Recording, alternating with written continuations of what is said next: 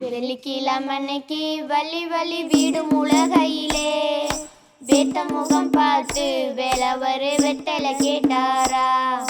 வெத்தலை எங்கிட்டில வேலவரை பார்க்கும் எங்கிட்டில சுண்ணாம்பு நந்தார வேலவரே தூரமா போய் வாரும். வெள்ளிக்கிழமன்னைக்கு வள்ளி வள்ளி வீடு உலகையிலே வேத்த முகம் பார்த்து வேலவரை வெத்தலை கேட்டாரா.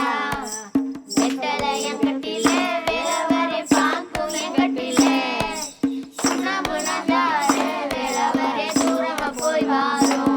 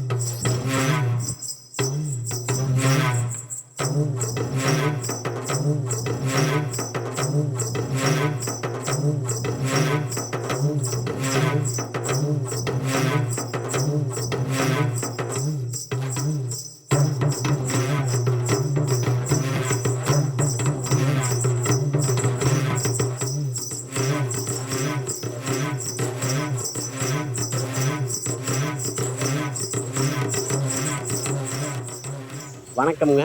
நான் சிவகுமார் சம்பாளப்பட்டிங்க. கடந்த 30 வருஷமாக ஒயில் கும்மி, வள்ளியம்மன் கும்மி, தேவராட்டம் இதெல்லாம் பயின்று ஆடிட்டும் வர்றோங்க. எங்களுடைய மகத்தான ஆசிரியர் திரு எம் ஆரிச்சாமி அண்ணன் அவர்களுங்க. எங்களோட கலை பயின்றவர்கள் 60 பேர் மொத்தம். 60 பேரில் 59 பேர் ஒன்றும் படிக்கவில்லை. ஆட்டம் மட்டும் தெரியும், பாட தெரியாது. எங்களுக்கு சின்ன வயசுலேருந்தே இதை எந்தவித பிரதிபலனும் எதிர்பாராமல் இந்த கலை அழியக்கூடாதுங்கிற ஒரு நோக்கத்தோட எங்களை மாதிரி நாங்கள் சிறுசாக இருக்கும்போதே ஒரு 25-30 பேர்லேருந்து எல்லாத்துக்கும் இன்னைக்கு வரைக்கும் கற்றுக் கொடுத்துட்டு வர்றாருங்க. இன்றைக்கும் அவர் எல்லாத்துக்கும் இன்றைக்கி இருக்கிற சிறுவர் சிறுமிகளுக்கும் கற்றுக் கொடுத்துட்டு வர்றாருங்க. ஒயிலாட்டம் நாங்கள் இந்த திருவிழா பண்டிகை காலங்களில் விளையாடுறது ஒயிலாட்டம். அதை உரிமையை அடித்து வாசித்து விளையாண்டா தேவராட்டம். அது பாட்டா சொல்லி ஆடினா ஒயிலாட்டம்.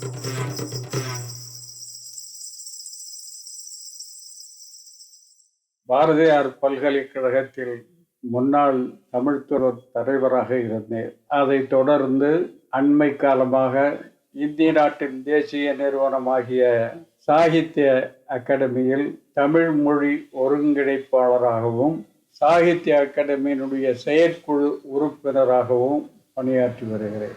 ஒரு நாட்டில் கொண்டாடப்படுகின்ற எந்த விழாவையும் விட மிகவும் முக்கியமானது ஆசிரியர் தின விழா. காரணம் என்னவென்றால், சமுதாயத்தில் ஆசிரியன் தனிப்பெரும் சிறப்பு கூறியவன். ஆசிரியர்கள் என்று சொன்ன மாத்திரத்தில் வகுப்பறைகளும் பாடப்புத்தகங்களும் மட்டுமே ஞாபகம் வந்தால் போதாது.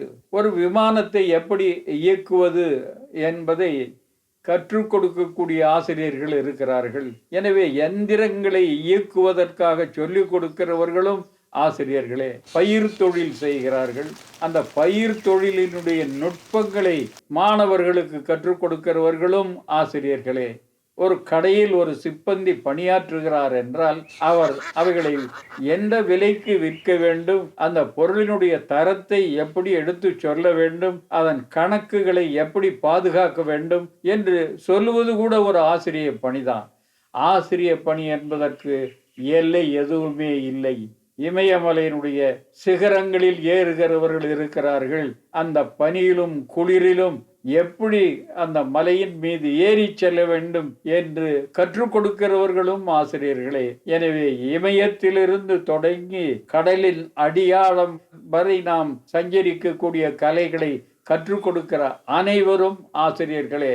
உலகத்தில் எல்லா விஷயங்களையும் கற்றுக் கொடுப்பதற்கு ஆசிரியர்கள் இருக்கிறார்கள். அவர்களுடைய அருமை பெருமைகளை உணர்ந்தால்தான் எல்லோரும் ஆசிரியர்களே என்ற மனநிலைக்கு நாம் வருவோம்.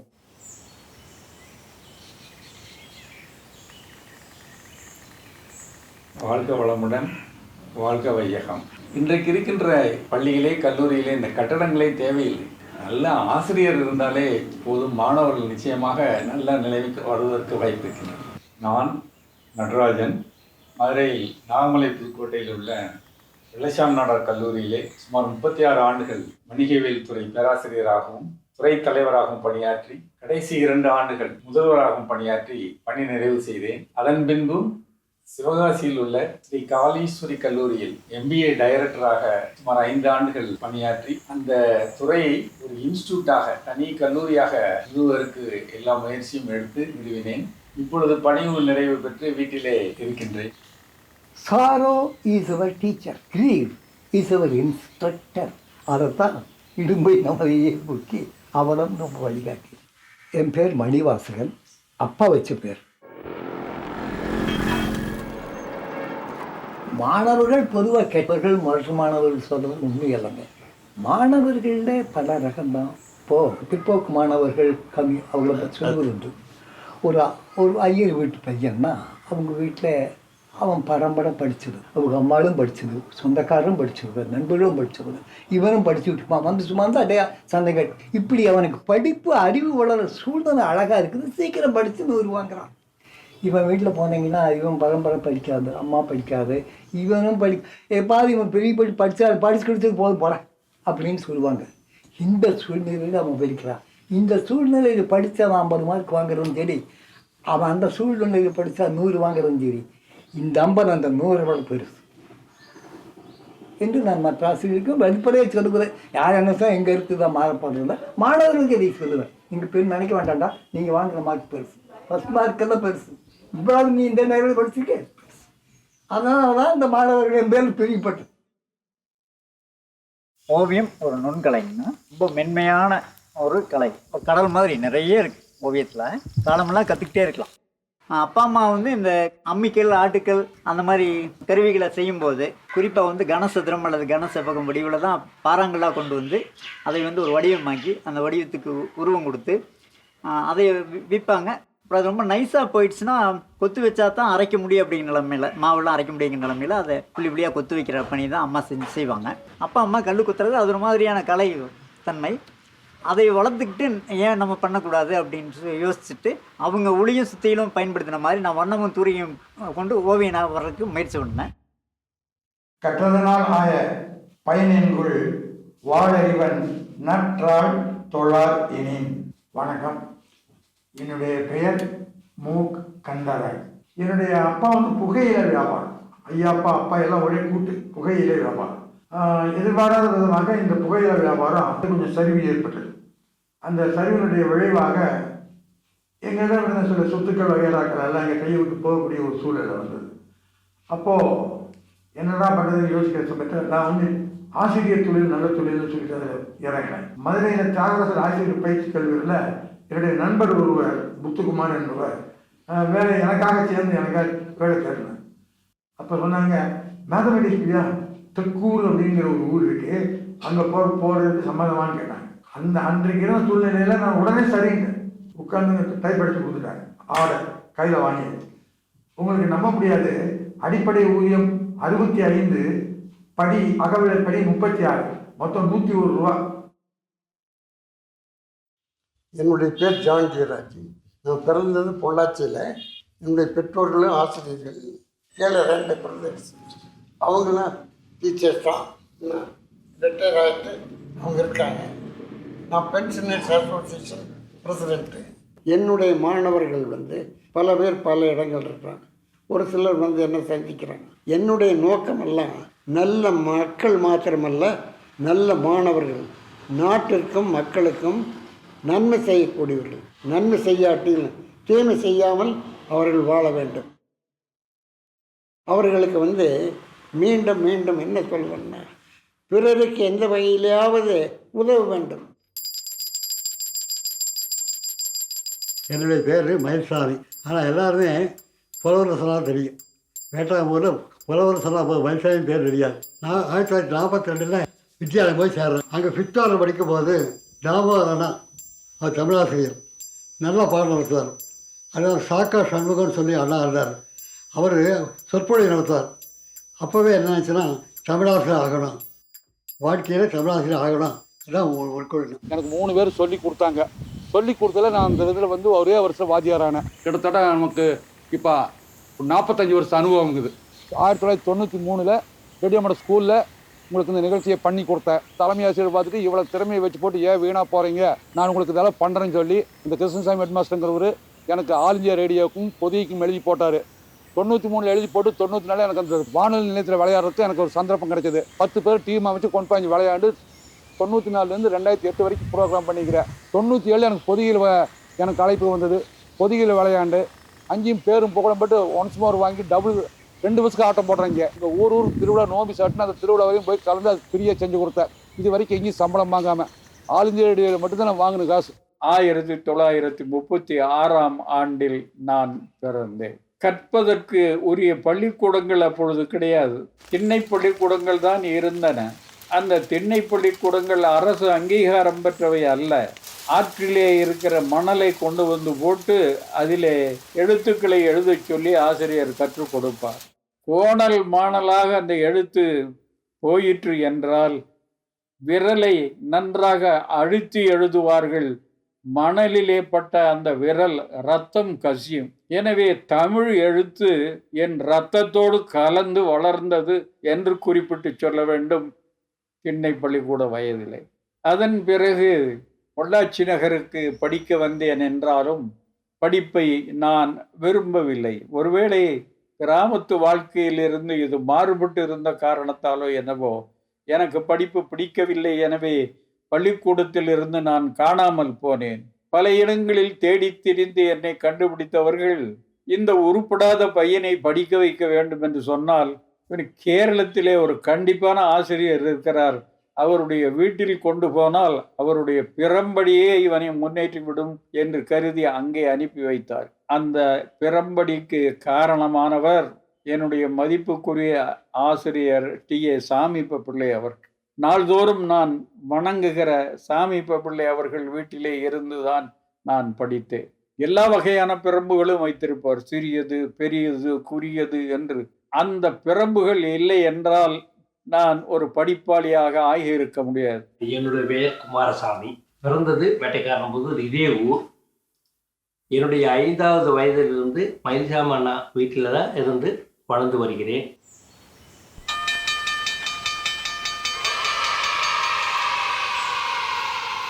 பாலும் எழுதேனும் பாகும் பருப்பு இவை நாளும் கலந்துனக்கு நான் தருவேன். சோழந்தி துங்க கரிமுகத்து தூமணியை நீ எனக்கு சங்கத்தம் வாக்குண்டாம் நல்ல மலர்ந்துண்டாம் மாமலரா நோக்குண்டாம் மேனில் உழங்காது பூக்கொண்டு துப்பா திருமேனி தும்பிக்கான் பாரம் தப்பாமல் சார்வார் நமக்கு.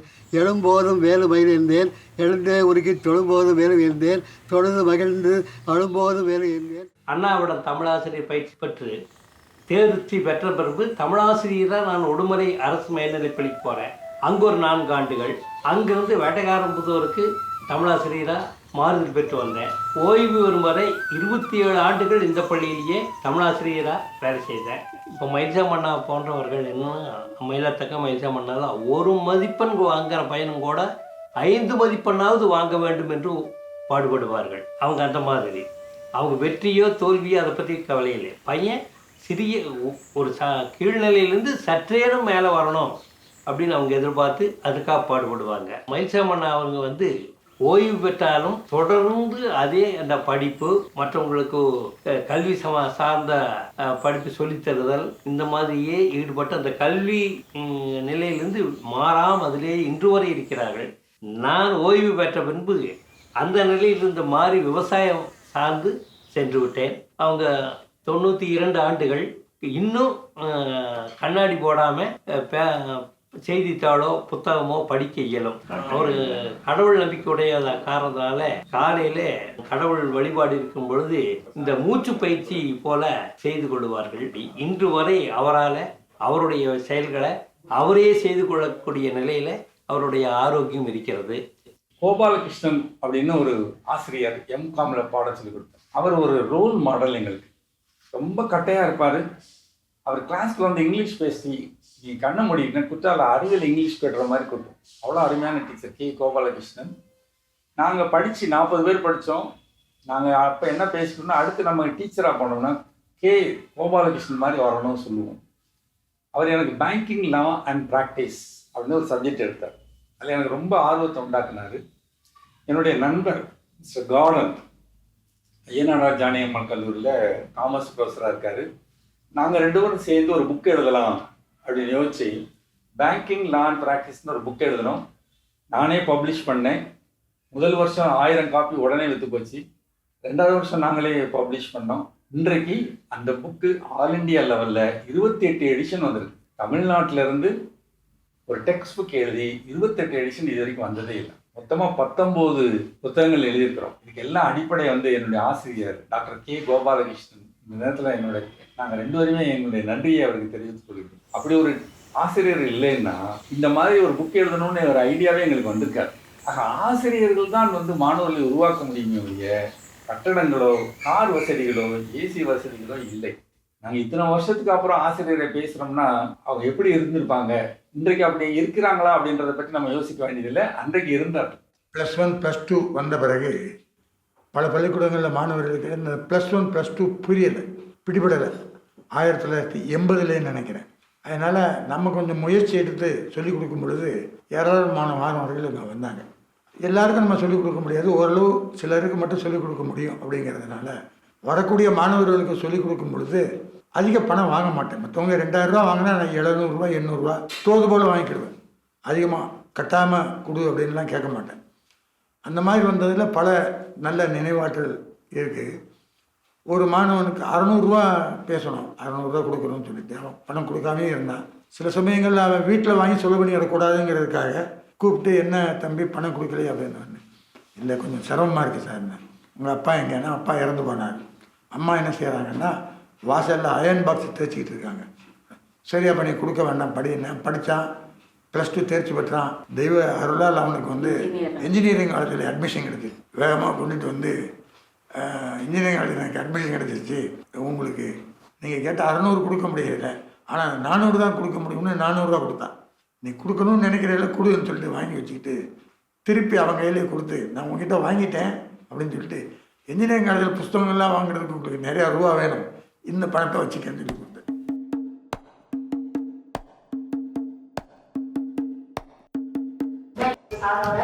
டியூஷன் சென்டர் இதில் வந்து முழுமையாக பையங்களையும் 200 வாங்க வைக்கணுங்கிற எய்மோட நல்லா சொல்லி கொடுப்பாங்க. என்னென்ன டியூஷன் சென்டர்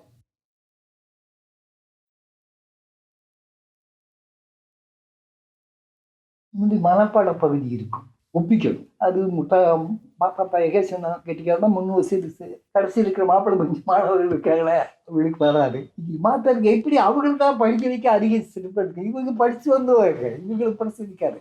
அவங்கள படிக்க வைக்கிறது தான் நம்மளுக்கு வேலை. ஒரு சமயம் என்ன பண்ணா விளையாட்டில் அவங்களுக்கு ஆர்வம். அதுக்காக எஸ்எஸ் கோயிலுக்கு நான் போன முதல் வருஷத்துலேயே நடந்தது பெருசாக வந்ததான் மனப்பாடம் ஒப்பிச்சவர் தான் விளையாடணும்னு சொல்லிட்டேன். விளையாட்டில் கட்டிக்காரனுங்காக்க மாப்பிள்ளை போயிட்டுருக்காங்க, அவனுக்கு தான் விளையாட்டில் முன்னு நிற்பாங்க. இப்போ அவங்களுக்கு விளையாட வாய்ப்பு இல்லை. விளையாட்டில் தெரியாத பெருப்பையெல்லாம் விளையாடுறான். இப்போதான் கிடைச்சிட்டு ஐயோ அப்படி அவன் ஜெயிக்கிறான் அடித்து முடிச்சு ஓடி வந்து ஒப்பிக்கிறேன். சட்டப்படமானவன் சொல்லி விட்டுட்டேன். ஒப்பு சொல்லலை, டேய் நான் ஓடுறான். இந்த ஆர்வம் அந்த எனக்கு சப்ளிமேஷன் மனமாற்றதுனால இது மாதிரி படிக்க. அப்போ ஒரு விவசாயின்னு ஒரு பையன் மக்குமானவன், அவன் திருத்தி சிறப்பட்டிருக்கிறேன். அன்னைக்கெல்லாம் அவன் என்ன விரும்பி இருப்பான்னு சொல்ல முடியாது, ஆனால் அவன் வெறுப்படும் வெளியே காட்டல. ஆனால் இயல்பாக அவனுக்கு மனசுக்குள்ள வெறுப்பு இருந்திருக்கு. கல்யாணம் பண்ணி பொண்டாட்டி கூட்டிட்டு குழந்தை எழுதிட்டு வர்றான். அவன் கண்ணம் பறக்கடை பஸ் ஸ்டாண்டு. நான் எங்கே போகிறேன், அங்கே போனவன் அவன் பார்த்துட்டான். இந்த முக்கு பார்த்துட்டு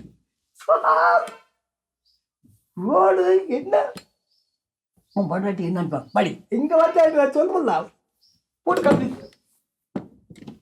நானே ஒரு நல்ல மாணவன் கூட இந்த மாதிரி நாட்டில் மரியாதை காட்டியிருக்காங்க. இந்த மாதிரியான ஒரு மொக்கமானவன் இருக்கான், அவன் இப்படி செஞ்சிருப்பான். அதன் மூலம் எனக்கு மனசு திருப்தி. மாணவர்கள் நாம் திருப்தியாக செஞ்சோம். இந்த ஆசிரியர் என்ற பதத்துக்கே ஆசிரியர் குற்றத்தை நீக்குபவர் தான் பொருள். நாம சரியா தான் செஞ்சிருக்கோம்னு ஒரு கருத்து. 2016 சுங்கம் ராமு கல்லூரியில் 24 மணி நேரம் தொடர்ந்து இடைவிடாமல் வரைஞ்ச படங்கள் தான் அந்த தலைவர் படம். ஆகஸ்ட் 15 விடுதலை நாளில் வரைஞ்சாருங்க. குறிப்பாக வந்து விடுதலை போராட்டத்தில் ஈடுபட்ட தலைவர்கள், தேச தலைவர்கள் மற்றும் நாட்டுக்கு உழைத்த நல்லவர்களை பற்றி மாணவர்களுக்கும் இளைஞர்களுக்கும் மறக்காமல் இருக்கிறதுக்காகவும் நினைவுபடுத்துறதுக்காகவும், விடுதலை போராட்டத்தில் அவங்க ஈடுபட்டு என்னென்ன தியாகம்லாம் பண்ணாங்க அப்படிங்கிறத நினைவூட்டுறதுக்காக, அவங்களுக்கு விழிப்பூட்டுறதுக்காக வரைஞ்ச படங்கள். வணக்கம், என்னுடைய பேர் என் சக்திவேல். நான் வந்து இப்போ வந்து என்ஜிஎம் கல்லூரியில் வரலாற்றுத்துறை 3ஆம் ஆண்டு பண்ணிட்டு இருக்கேன். இந்த படங்கள்லாம் வந்து நானும் என்னோட நண்பரும் சேர்ந்து வரைஞ்சோம். இந்த படங்கள் எங்கே பார்த்து வரைஞ்சேன்னா, ஓவிய சின்னசாமி ஐயா வந்து முகநூலில் வந்து போஸ்ட் போடுவாங்க, ஒரு தலைவர்கள் பிறந்த நாள், நினைவு நாள், அந்த இதில் வந்து போஸ்ட் போடுவாங்க. அப்போ வந்து நான் சேவ் பண்ணி வச்சு அந்த படத்தங்கள் பார்த்து நானும் என் நண்பரும் வரைஞ்ச ஓவியங்கள் தான் இது வந்து. நான் ஐயாவுடைய மாணவன், ஒரு தமிழ் ஆசான். தமிழை எப்படி உச்சரிக்கணும் அப்படிங்கிறத வந்து இவருக்கு தான் நான் கற்றுக்கிட்டோம். தமிழ் பள்ளிக்கூடத்தில் பேசினாலும் சரி, வெளியே பேசினாலும் சரி, தமிழ் பிறழாம தமிழ் வார்த்தையை நல்லா அழகாக நிறுத்தி உச்சரித்து அது எப்படி பேசணும்னு சொல்லி கொடுத்த பெரிய மகான் இது. அதே மாதிரி ஒவ்வொரு பையனையும் அவனோட குறை என்ன, அவனோட நிறை என்ன, அந்த நிறையை எப்படி வளர்த்துறது, குறை எப்படி மாற்றுறதுங்கிறத சொல்லி கொடுத்தது தான். இவர் வந்து இது மட்டும் இல்லை, ஆன்மீகத்திலே இவர் ரொம்ப ஈடுபாடோடு இருந்தார். எங்களுக்கு வந்து திருப்பாவை திருவம்பாய் அந்த ஒவ்வொரு மார்கழி மாதமும் நாங்கள் அந்த கோயிலுக்கெல்லாம் போகிறதுக்கெல்லாம் ஏற்பாடு பண்ணி எங்களை வந்து ஊரில் அந்த திருப்பாவை திரும்பாய் பாட வச்சு கூட்டிகிட்டு போவார். அதில் வர தெளிவு, அதில் வர நீதி எல்லாத்தையுமே தெளிவாக எடுத்து கொடுப்பார். எனக்கு இவர் வந்து 11 வயசு தெரியும். நான் ஸ்கூலில் வந்து 5th வந்து சேரும்போது தெரியும். அந்த 11 வயசுல இருந்து ஒரு 8th ஸ்டாண்டர்ட் வர வரைக்கும் அவங்க மிஸ்ஸஸ் வந்து அவங்க அம்மான்னு சொல்லுவோம். அவங்க எங்களுக்கு இதே மாதிரி தான், இவருக்கு என்ன அது பழக்கம் இருக்கோ அதுதான் அவங்க அதே மாதிரி கிளாஸ் எடுப்பாங்க. என்னுடைய பெயர் மயிலாத்தாள்.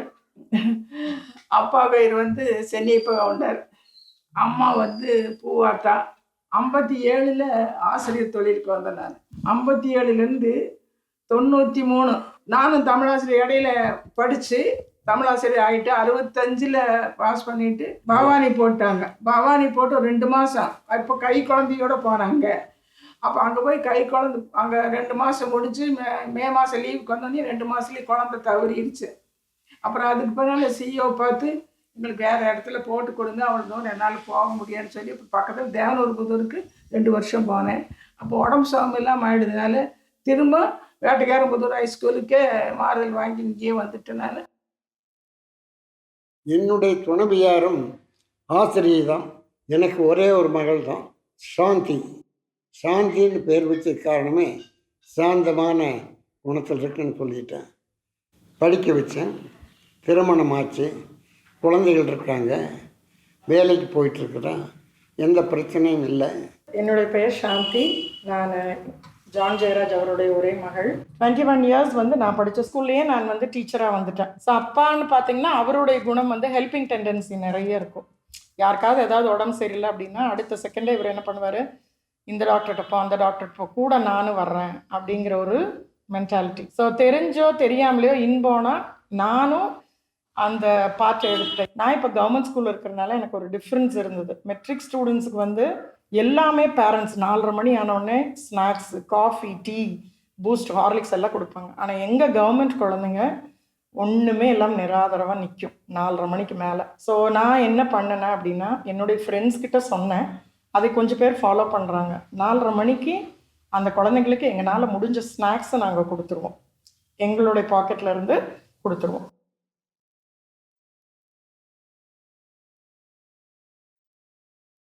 மலையாள மொழியின் மூலமாகவே பாடங்களை நான் கற்றேன். தமிழ் எனக்கு ஒரு பாடமாக இருந்தது. ஆனால் நான் கற்றது மலையாள மொழியின் மூலமாக. அங்கிருந்து என் படிப்பை முடித்து கொண்டு நான் ஒரு மருத்துவராக வேண்டும் என்ற என் அப்பாவின் கனவை தாங்கியவாறு திருச்சிக்கு வந்தேன். திருச்சியில் ஜமால் முகமது கல்லூரியிலே என்னை மாணவனாக மருத்துவ கல்விக்கு உரிய பாடத்தை தந்து மாணவனாக்கினார்கள். அப்பொழுதுதான் அந்த கல்லூரி முதலாக தொடங்கப்பட்ட ஆண்டு அது. அதை கற்றுக்கொண்டிருந்த பொழுது எனக்கு பெரும் பேராசிரியராக இருந்தவர் அருள் இறை கவிமணி அப்துல் கஃபூர் அவர். தமிழ் பாடத்தை ஒரு தென்றலை விட தேனை விட இனிமையாக கற்றுக் கொடுத்தவர் அவர். எனவே மருத்துவ படிப்பை கைவிட்டு தமிழ் இலக்கியம் படிப்பதற்கு நான் போனதற்கான குற்றமோ அல்லது நல்லதோ அப்துல் கஃபூர் அவர்களையே சாரும். பையன் தமிழ் சந்திரன் நூற்றுக்கணக்கான ஓவியங்கள் வரைஞ்சி வச்சிருக்கான். பென்சில் ஓவியம் மென்மையான கோடுகளில் வரைவான். நான் கொஞ்சம் அழுத்தமாக நிழல் ஒளியெல்லாம் கொடுத்து கொஞ்சம் அழுத்தமான கோடுகளால் நிறைவு செய்வேன். ஏன் 7 மாதத்துலேயே பிறந்துட்டானுங்க. 7 மாத கருவிலேயே பிறந்துட்டான். அதுக்கு முன்னால் ஒரு 5-6 முறை அபார்ஷன் ஆகி 6 மாதம் 5 மாதம் அப்படி கலந்து போகிறதுனால மருத்துவ சிகிச்சைக்கு பின்னால் ஒரு 7 மாதத்து கருவிலேயே பிறந்துட்டான். பிறந்திருந்து வலிப்பு வரும். வலிப்பு வந்தால் ஒரு 10 நிமிடம் 5 நிமிடத்துக்குள்ளே உயிருக்கு ஆபத்தான நிலையில் மருத்துவமனையில் சேர்க்கணும். வண்டி வாகனம் வசதி எதுவும் இல்லாதனால என் மனைவி தூக்கிட்டே போவாங்க. திருமணம்லாம் வேண்டான்னு சொல்லிட்டு இருந்தான். அப்புறம் அவங்க அம்மாவுடைய வற்புறுத்தலில் அவங்க உறவினர் பொண்ணு அவங்க அக்காவோட பேத்தியை திருமணம் பண்ணி வச்சாங்க. ஒரு 3 மாதம் இருந்துட்டு அவளுக்கு பிடிக்கலன்ட்டு போயிட்டாப்புல. இப்போ இவனுக்கும் அது வேண்டான்ட்டு விட்டான்.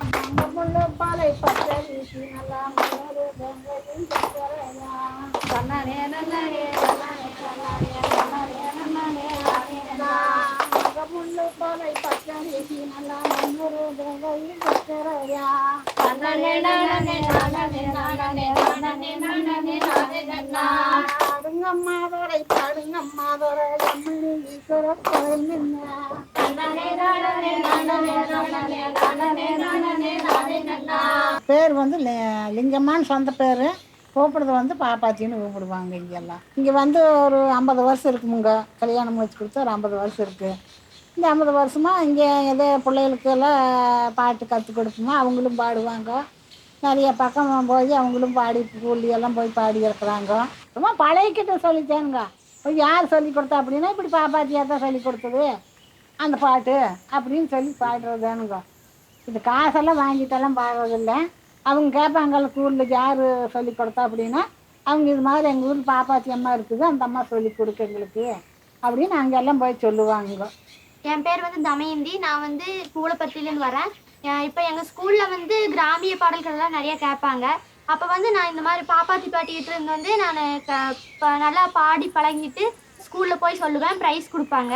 இப்போ நான் கற்றுக்கிறது இல்லாமல் வர்ற ஜென்ரேஷனில் இந்த மாதிரி குழந்தைகளுக்கும் கற்றுக் கொடுக்கணும்னு ஆசைப்படுறேன். அப்புறம் நான் எம்காம் முடிச்ச உடனே எனக்கு எம்பிஏ படிக்கணும்னு ஒரு ஆசை. அப்போ மதுரையில் தியாகராஜர் ஸ்கூல் ஆஃப் மேனேஜ்மெண்ட் ஒரே ஒரு எம்பிஏ ஸ்கூல் மட்டும் இருந்தது. அந்த டைரக்டர்கிட்ட போய் கேட்டேன், இது வெள்ளச்சாமனார் காலேஜில் லெக்சராக இருக்குது சார், எனக்கு சீட் கொடுங்க. அவர் உட்கார கூட சொல்லலை. அவர் சொன்னார், MBA is meant for manager not for teachers அப்படின்னு என்னை அனுப்பி விட்டார். நான் எவ்வளோ முயற்சி பண்ணி கொடுக்கல. அதனால் என்னுடைய மனைவி அன்றைக்கே எம்ஏ ஆங்கிலம் படிச்சிருந்தாங்க. அவங்கள படிக்க வைக்கணும்னு சொல்லி அதே தியாகராஜர் ஸ்கூல் ஆஃப் மேனேஜ்மெண்ட்டில் படிக்க வச்சு தமிழ்நாட்டிலேயே எம்பிஏல பிஹெச்டி வாங்கின முதல் பெண்மணி என்னுடைய ஒய்ஃப் தான். நான் திருமதி நடராஜன். என்னுடைய இயற்பெயர் ஜெயரத்னம். எனக்கு ரொம்ப இன்ட்ரெஸ்டிங்கான விஷயம் லைஃப்பில் என்னென்னு நினைப்பேன்னா, நான் எம்பிஏ படிக்கணும் அப்படிங்கிற எண்ணமே எனக்கு தூண்டினது என்னுடைய ஹஸ்பண்டு தான். எனக்கு அப்போ என்னுடைய அந்த மாதிரி ஒரு கோர்ஸ் ரொம்ப பாப்புலரான கோர்ஸ் அப்போ கிடையாது. எங்கேயோ ஒரு இடத்துல தான் இருக்கும். அப்போ எனக்கு எம்பிஏ படிக்கலாம் ஒரு நல்ல ஆஃப்டர் மேரேஜ் 2 குழந்தைங்களும் ஆன பிறகு எனக்கு ஒரு 7-8 வருஷம் கேப் ஆகிப்போச்சு. அப்போ நான் ஜாபுக்கு போகலாமா படிக்கலாமா, எனக்கு எப்போவும் படிக்கிறதுல ஒரு ஆர்வம் இருந்ததுனால ஹஸ்பண்ட் சரி நீ எம்பிஏ வேணா படி அப்படின்னு தியாகராஜர் ஸ்கூல் ஆஃப் மேனேஜ்மெண்ட். அப்போ ஏகப்பட்ட காம்படிஷன், 600 பேர் எழுதணும் 20 சீட்டுக்கு. அப்படி ஒரு காம்படிஷனில் நான் அங்கே படித்து முடிச்சுட்டு அப்படியே ஒர்க் பண்ணிடலாமா அப்படின்னு யோசிக்கும்போது ஹஸ்பண்ட் சொன்னாங்க. அப்போ அவங்கள பிஹெச்டிலாம் முடிச்சுட்டாங்க. அவங்க சொன்னாங்க, இல்லை நீ அப்படியே கண்டினியூஸாக பிஹெச்டி படி, இங்கே லேடிஸே இல்லை, படிச்சுன்னா உனக்கு நல்லா வாய்ப்பாக இருக்கும் அப்படின்னு என்னை என்கரேஜ் பண்ணாங்க. 2010 சமச்சீர் கல்விக்கான பாடத்திட்டத்தில் 1லேருந்து 10 வரைக்கும் அறிவியல் பாடம் முழுக்க நானும் காசி விஸ்வநாதன் சொல்லி ஒரு ஓவியரும், கோபாலகிருஷ்ணன் சென்னை ஓவியர் 3 பேர் சேர்ந்து செஞ்சோங்க. அப்புறம் 8ஆம் வகுப்பு தமிழுக்கு என்ன மட்டுமே கூப்பிட்டுருந்தாங்க. இந்த தமிழில் விடுதலை போரில் தமிழக பெண்களின் பங்கு அப்படிங்கிற தலைப்பில் ஒரு 3-4 பெண்கள் படங்கள் வரைஞ்சாங்க. அதில் அஞ்சலை அம்மாள் படத்தை மட்டும் நான் எடுத்துகிட்டு வந்தேன். மாதிரிக்கு யாருக்காவது காட்டுறதுக்காக எடுத்து வந்த 10 ஆண்டுகளுக்கு முன்னால். 5ஆம் வகுப்பு அறிவியலுக்கான பெரும்பாலான படங்கள் நான் தான் வரைஞ்சி முடித்தேன். ஒரு சில படங்களை இங்கேருந்து வீட்டிலேருந்து வரைஞ்சி மறுபடியும் மெயிலில் அனுப்பி வச்சேன். அதை வந்து புத்தகத்தில் போட்டிருக்காங்க. இந்த விலங்குகள் படம் ஐகான்னு சொல்லுவாங்க. குறியீடுகள் படங்களும் விலங்குகள் படமும் நான் தான் வரைஞ்சேங்க. அட்டைப்படம் நான் தான் வரைஞ்சேன். 5ஆம் வகுப்புக்கான அட்டைப்படம் நான் தான். இந்த மது தொடர்பான எந்த விளம்பரத்தையும் எழுதுறதில்லை அப்படின்னு உறுதி எடுத்துட்டேன்.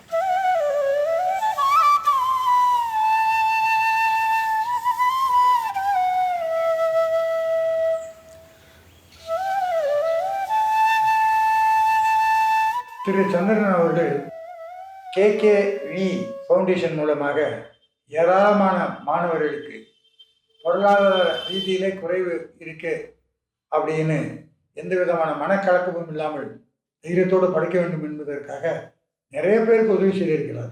எடுத்துக்காட்டாக இதோ ஒரு மாணவி கொடுத்திருக்கக்கூடிய கடிதம். திவ்ய பாரதி ஆகிய நான் 12ஆம் வகுப்பு முடித்து மேற்படிப்பு படிக்க முடியாத சூழ்நிலையில் உள்ளேன். நான் 10ஆம் வகுப்பில் பள்ளியில் 2வது மாணவியாக திகழ்ந்தேன். நான் 12ஆம் வகுப்பில் உயிரியல் கணித பிரிவியல் படித்து 434 மதிப்பெண்கள் பெற்றுள்ளேன். எனக்கு விவரம் தெரிந்த நாளிலிருந்து என் அம்மாதான் என்னை வளர்த்தார்கள். என் அப்பா மனநலம் பாதிக்கப்பட்டவர். என் அம்மாதான் என்னை மிகவும் கஷ்டப்பட்டு படிக்க வைத்தார்கள்.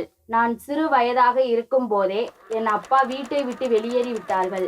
என்னை கலங்காமல் காப்பாற்றிய என் அம்மாவை நான் கலங்க விடாமல் பார்த்து கொள்ள வேண்டும். எனக்கு மேற்படிப்பு படிக்க உதவிய திரு கந்தராஜ் ஐயா அவர்களுக்கும் சென்னை சில்க்ஸ் முதல்வர் அவர்களுக்கும் என் பணிவார்ந்த நன்றியை தெரிவித்துக் கொள்கிறேன். அவரை போலவே நானும் கல்வி கற்க முடியாத சூழ்நிலையில் உள்ளவர்களுக்கு உதவி செய்ய வேண்டும் என்று உறுதி எடுத்துக் கொள்கிறேன். நன்றி ஐயா. இப்படிக்கு தங்களுக்கு என்றும் நன்றியுள்ள திவ்ய பாரதி.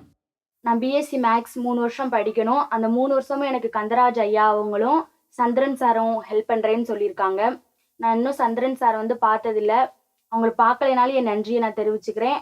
அவங்கள வந்து நான் பார்க்கணுன்னு ரொம்ப ஆவலாக இருக்கேன். நான் தான் முதல் பட்டதாரி எங்கள் வீட்டில். நான் படித்து நல்ல நிலைமைக்கு வந்து எங்கள் அம்மாவை எல்லாரையும் என் தம்பி எல்லாரையும் நல்லா பார்த்துக்குவேன். எங்கள் அம்மா இப்போ எவ்வளோ கஷ்டப்பட்டு எங்களை படிக்க வைக்கிறாங்களோ அதை விட எங்கள் அம்மாவை நான் நல்லா பார்த்துக்குவேன். மேக்ஸ் எனக்கு ரொம்ப பிடிக்கும். அதனாடி தான் மேக்ஸ் எடுத்து படித்தேன். மேக்ஸ் எடுத்து படிச்சுட்டு டீச்சிங் லைனில் போய் டீச்சர் இந்த மாதிரி ஏதாச்சும் ஜாப் பண்ணிவிட்டு அதுலேருந்து ஐஏஎஸ் ட்ரை பண்ணணும் அப்படின்னு சொல்லி எனக்கு ஒரு ஆசை. நான் கண்டிப்பாக ஐஏஎஸ் ஆகிடுவேன். ஐஏஎஸ் ஆகி நிறையா மக்களுக்கு நல்லா சேவை பண்ணணும், நிறையா எல்லாருக்கும் ஹெல்ப் பண்ணணும், என்னைய மாதிரி கஷ்டப்படுற நிறையா பிள்ளைங்களை படிக்க வைக்கணும்.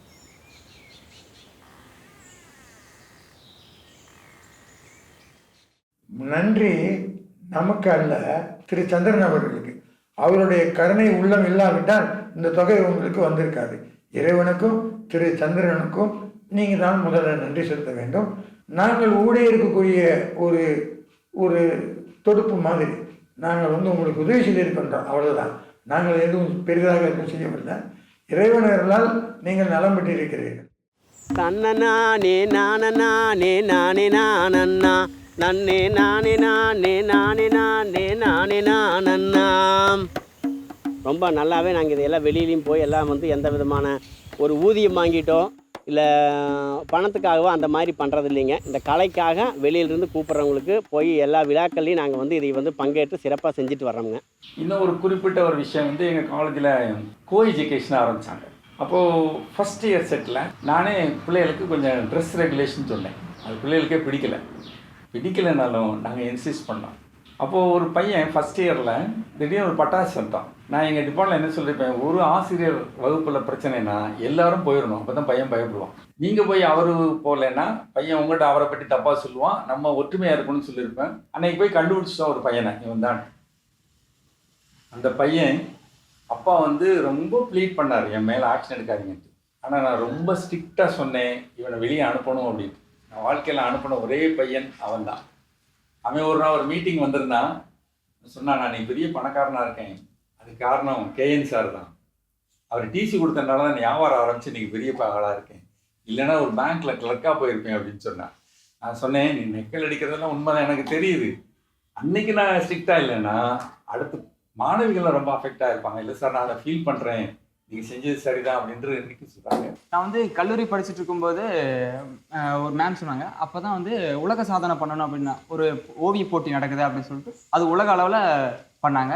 அது வந்து என்னென்னா அதில் கலாம் புக்ஸ் ஆஃப் ரெக்கார்டு அப்படின்னு சொல்லிட்டு வேர்ல்டு ரெக்கார்டு. அங்கே வந்து அப்துல் கலாம் ஐயா படத்தை வந்து 7 மணி நேரம் நம்ம வரையணும், வரைஞ்சி 7 அடி ஹைட்டில் நிறுத்தணும் அப்படின்னு சொன்னாங்க. அதே மாதிரி தான் பிளான் பண்ணியிருந்தோம். யாருன்னா நானும் என்னுடைய 2 நண்பர்களும் சேர்ந்து பிளான் பண்ணி அந்த படத்தை வந்து 7 மணி நேரத்தில் வரைஞ்சி முடிச்சு அதுக்கான வேர்ல்டு ரெக்கார்ட் கொடுத்துட்டாங்க. 7 மணி நேரத்துக்கு சர்டிஃபிகேட், கோல்டு மெடல் எல்லாமே கொடுத்துட்டாங்க. எல்லாம் கொடுத்த பின்னாடி வந்து இதெல்லாம் பண்ணிவிட்டு நானும் ஒரு வேர்ல்டு ரெக்கார்ட் வாங்கிட்டேன் அப்படின்னு சொல்லிட்டு இருக்கும்போது அப்போ தான் நான் ஓச்சேன், இதுக்கெல்லாம் காரணம் வந்து யாருன்னா என்னோட ஓவியர் சின்னசாமி ஐயா தான். அவர் வந்து 48 மணி நேரம், 36 மணி நேரம், 24 மணி நேரம் இப்படி சாதனைகள் பண்ணியிருக்கேன். அவரை கம்பேர் பண்ணும்போது நான் வந்து ஒரு சிறுதுளியாக இருக்கிறது வந்து எனக்கு கொஞ்சம் பெருமையாக இருக்கும். அவர் எனக்கு குருவாக இருக்கிறது வந்து ரொம்ப பெருமையாக இருக்குது. என் கூட பெண் குழந்தைகளும் நிறைய படித்தாங்க. அவங்க இப்போவும் ஞாபகம் இருக்குது. இப்போவும் கூட இப்போல்லாம் பல பேர் இறந்து போயிட்டாங்க. அவங்களாம் எந்த பேதமும் இல்லாமல் தான் படித்தேன். பாடத்தில் சந்தேகம் கேட்பாங்க, பாடத்தில் இது இல்லாமல் தெரியல சொல்லிக் கொடுப்போம், எங்களுக்கு இல்லைன்னா அவங்க கொடுப்பாங்க. ரொம்ப சகஜமாக பையன் பிள்ளைன்னு இல்லைங்க, பையன் பிள்ளைங்கிற பேதம் இல்லாமல் தான் பழகி. அப்போ அந்த உணர்வு தோணுவேன். நானே நினச்சிருக்கேன் அன்றைக்கெல்லாம் எப்படி இருந்தது. எல்லோரும் சக படிக்கிற மாணவர்கள் ஒரே அந்த இடத்துல வேறு என்னமே இருந்தது எனக்கு தெரிய இல்லை, இப்போல்லாம் இருக்குன்னு சொல்கிறாங்க. நான் என்னுடைய மாணவர்கள்ட்ட அந்த மாதிரி ஒன்று தோணலுக்கு இடமே வச்சுக்கல, நானே இருந்திருந்தேன்.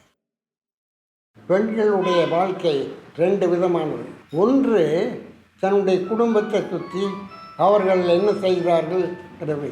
இன்னொன்று புத்தகத்தை படித்து வெளி உலகத்திலிருந்து தெரிந்து கொண்டது. புத்தகத்தை படித்தாலும் அதில் எதை நீக்கணும் எதை வச்சுக்கணுங்கிறது ரொம்ப முக்கியம். தற்கொண்டான் பேணிங்கிறான். தற்கொண்டான்ங்கிறது யார், அவன் எப்படி பேணுதல், இப்போ பேணுதலுக்கு என்ன அர்த்தம், அவன் என்ன சொன்னாலும் செய்யலாமா. இந்த ஒரு கதை உண்டு, வாசிக்கு தண்ணி எடுத்துட்டு போடல வள்ளுவர் போட்டு அப்படியே விட்டு போட்டு நின்றுட்டு அப்படி செய்யலாமா. எப்பொருள் யார் யார் வாய் கேட்பனும் அப்பொருள் மெய்ப்பொருள் காண்பது அன்று. அந்த காலகட்டத்தில் பெண்கள் படிக்கிறது அப்படிங்கிறது ரொம்ப குறைவு. கல்லூரிக்கு பெண்களை அனுப்பி படிக்க வைக்கிறது ஒரு பெரிய விஷயமாக கருதப்பட்ட காலத்தில் என்னுடைய அம்மா கல்விக்காக ரொம்ப ஆர்வப்பட்டவங்க, ஆசைப்பட்டவங்க. அவங்களுக்கு அது மறுக்கப்பட்டது. அதனால எப்படியாவது 2 பெண்கள், என்னோட தங்கை 2 பேரையும் கண்டிப்பாக கல்லூரிக்கு அனுப்பி படிக்க வைக்கணும் அப்படிங்கிறதுல ரொம்ப அவங்க ஆர்வமாக இருந்தாங்க. நிறைய சிரமங்களுக்கு மத்தியில் தான் எங்கள் அம்மா எங்களை கிராஜுவேட் ஆக்குனாங்க, போஸ்ட் கிராஜுவேட்டாக ஆக்குனாங்க. போஸ்ட் கிராஜுவேட் ஆனப்போ இன்னும் அதிகப்பட்ட எதிர்ப்புகளை தான் நாங்கள் சம்பாதிச்சோம். அப்புறம் நாங்கள் லைஃப்பில் வெல் செட்டில்டு ஆன பிறகு தான் எங்கள் அம்மா ஒரு ரோல் மாடல் ஆகிட்டாங்க. இந்த ஊரில் இருக்கிறவங்களுக்கு அம்மா ஒரு ட்ரெண்ட் செட்டர் ஆகிட்டாங்க. கேர்ள்ஸ் அனுப்பி கல்லூரிக்கு அனுப்பி படிக்க வைக்கிறது இல்லை. வணக்கம், என் பேர் பிரியங்கா. நான் பிஎஸ்சி காலேஜில் பிஎஸ்சி முடிச்சுட்டு இப்போ டெலாய்ட்டில் ஒர்க் பண்ணிட்டு இருக்கேன். நான் ஸ்கூல் படிக்கிறப்போ இருந்தே ட்ராயிங்கில் இன்ட்ரெஸ்ட் இருந்துச்சு. ஆனால் எனக்கு நிறைய விஷயம் தெரியாது. சின்னசாமி சார்கிட்ட இருந்து என்ன கற்றுக்கிட்டேன் அப்படின்னா, அவர் போர்ட்ரேட் வரைய சொல்லி கொடுத்தாரு, நிறைய மீடியமில் வரைய சொல்லி கொடுத்தாரு. அதுக்கப்புறம் எவ்வளோ சீக்கிரமாக வரையணும் ஒரு பெயிண்டிங்கை, எதில் ஆரம்பிக்கணும் எதில் முடிக்கணும்னு சொல்லி கொடுத்தாரு. பேப்பர் எப்படி வேஸ்ட் பண்ணாமல் வரையணும்னு சொல்லி கொடுத்தாரு. வரையும் போது மென்மையான கோடுகளை ரொம்ப லேசாக வரையணும், ரொம்ப அழுத்தமாக வரையக்கூடாது. எந்த படமும் லேசான கோடுகளால் வரையணும்.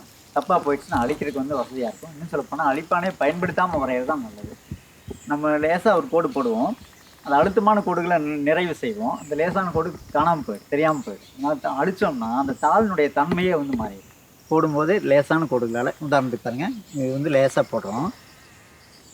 இதை என்ன பண்ணுவோம், அடர்த்தியாக தீட்டும் போது இந்த லேசான கோடுகள் ரொம்ப மங்களாக போயிடும். காது மடல்னு சொல்லுவாங்கம்மா. அந்த மடல் கொஞ்சம் மடிப்பு இந்த மாதிரி இருக்குது. இந்த கொஞ்சம் பள்ளம் இருக்கும். அப்போது நிழல் எங்கே விழுகுதோ அங்கே டார்க்கும், வெளிச்சம் எங்கே விழுகுதோ அங்கே லைட்டாகும். 2க்கு இடையில மீடியமாகவும் ஒரு ஷேடு வரணும், ஒரு கிரே ஷேடு வரணும். அப்போ டார்க் பிளாக்கு, கிரே, ஒயிட் 3மே பார்த்திங்கன்னா மேடு பள்ளம் தனியாக தெரியும், ஒளியும் நிழலும் தனியாக நமக்கு தனித்தனியாக தெரியும். அப்போ தான் கொஞ்சம் உயிர் புள்ள மாதிரி இருக்கும். ஆயில் பாஸ்டல் அப்படிங்கிற ஒரு மீடியமில் வரைஞ்சது இது. சின்னசாமி சார் நேரு படம் இதில் வரைஞ்சி காட்டினாரு. நான் வந்து இந்த படத்தை செலக்ட் பண்ணி இது ஆயில் பேஸ்டலில் வரைஞ்சேன். இது ராதாகிருஷ்ணன் படம், புள்ளியிலேயே வரைய சொல்லி கொடுத்துருக்காங்க. இது நல்லா க்ளோஸாக பார்த்தீங்கன்னா எல்லாமே வந்து டாட்டில் பண்ணது தான். இது இந்த பக் சைடெல்லாம் வந்து சார் சின்னசாமி சார் சொல்லி கொடுத்தாரு டாட் வச்சு வரைகிறதுக்கு. நான் இது அங்கங்கே கம்ப்ளீட் பண்ணியிருந்தேன். நான் மிஸ்டேக் பண்ணதையெல்லாம் சார் சின்னசாமி சார் சொல்லி கொடுத்தாரு. டிரான்ஸ்பரண்ட் கலர் அப்படிங்கிற ஒரு கலரில் வரைஞ்சது எனக்கு பெரியார் படம். முதல்ல கலர்ஸ் மட்டும் கொடுத்துட்டு அதுக்கப்புறம் நம்ம பிளாக் கலர் ஸ்கெட்சு இல்லைன்னா ஜெல் பெனில் வந்து அவுட்லைன்ஸ் கொடுத்துக்கலாம். கல்யாணம் ஆகி 60 வருஷத்துக்கு மேலே ஆகிட்டு இருக்கீங்க. மனைவிக்கும் தாயார் இறந்து போயிட்டாங்க, எனக்கும் தாயார் போயிட்டாங்க. இருந்தாலும் சொந்த படக்காரனும் பெரிய இதெல்லாம் சொன்னாங்கன்னு கல்யாணம். இது பெரியவங்க முடிச்சு கல்யாணம். பெரியவங்க எங்கள் அக்காவும் எங்கள் அப்பாவும் சொந்தம் தான், பெரியவங்க சொந்தம் தான், சொந்த விட்டு போகக்கூடாதுன்னு சொன்னாங்க. சரின்னு கல்யாணம் பண்ணிட்டோம். ஒன்றும் குறைவில்லை, 4 குழந்தைங்க எல்லாத்தையும் கல்யாணம் பண்ணி வச்சுட்டு திருப்தியாக இருக்கிற முடியும். எங்கள் அப்பா விவசாயிங்க, 2 பசங்க, நான் ஒரு பொண்ணு, 3 பேர். எங்கள் அம்மா வந்து எனக்கு 16 இருக்கும்போது இறந்துட்டாங்க. 17 வயசில் கல்யாணம். நான் 8th மட்டும் படிச்சிருக்கேன். பெரிய பையன் தான் கொஞ்சம் இங்கே அவனுக்கு கொஞ்சம் மனநோய் வந்துடுச்சு. நான் அவனை கல்யாணம் பண்ணல. கிட்டத்தட்ட ஒரு 40 வருஷமா அவன் பையனே டாக்டருக்கு அவனுக்கு வைத்தியம் பார்த்து வீட்டோட வச்சு. அவனுக்கு இப்போ 59 வயசு ஆகிடுச்சு. இசைமணி +2 பிடிச்சிட்டு கடை கழிச்சிட்டு இருக்கிறான். ஒரு முக்கியமான அனுபவம், ராமஜெயம்னு ஒரு மாணவிக்கும் இருக்குது, நெய்வேலியில் மகனோட இருக்குது.